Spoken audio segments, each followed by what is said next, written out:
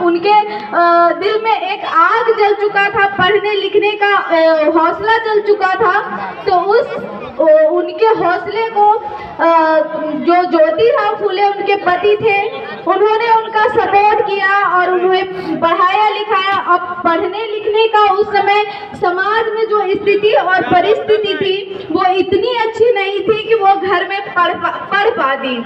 जी हाँ साथियों, उन्होंने जहाँ ज्योतिबा फूले खेत में काम किया करते थे, वहाँ माता सावित्रीबाई फूले उनके लिए खाना लेकर जाती थी। वहाँ सावित्रीबाई फूले को ज्योतिबा फूले पढ़ाए और पढ़ाने लिखाने के बाद जब सावित्रीबाई फूले इस लायक हुई, उन्होंने ज्योतिबा फूले से कहा कि मैं तो पढ़ लिख गई हूँ, लेकिन मेरी उम्र की जो महिलाएं हैं मुझे उन्हें भी शिक्षित करना है। तो इस तरह से सावित्रीबाई फूले ने 1848 में और ज्योतिबा फूले ने एक पहला स्कूल महिलाओं के लिए खोला, जिसमें मात्र 9 छात्राएं थी।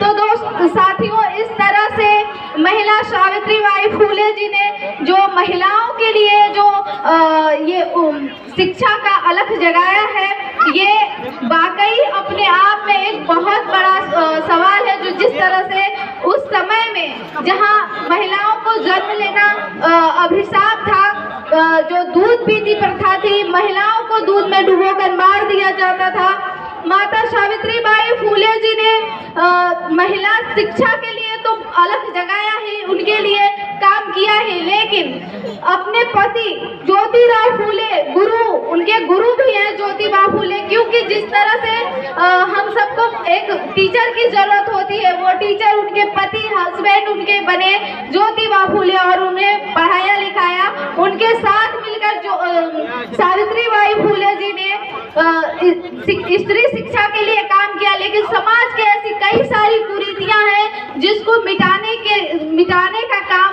ज्योतिबा फूले के साथ साथ मिलकर माता सावित्रीबाई जी ने किया।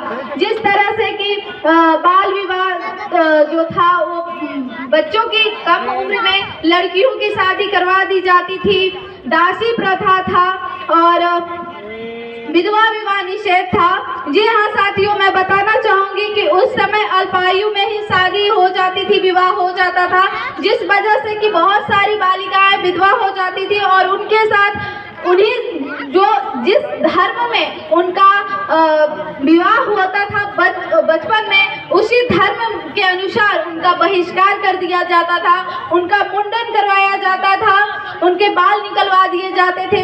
माता सावित्रीबाई ने इनका विरोध किया और इतना ही नहीं साथियों, उनके साथ दुष्कर्म भी किए जाते थे, जिसकी लोक लाज बचाने के लिए माता सावित्रीबाई विधवा जो महिला होती थी वो अपने आत्महत्या करने के लिए मजबूर हो जाती थी।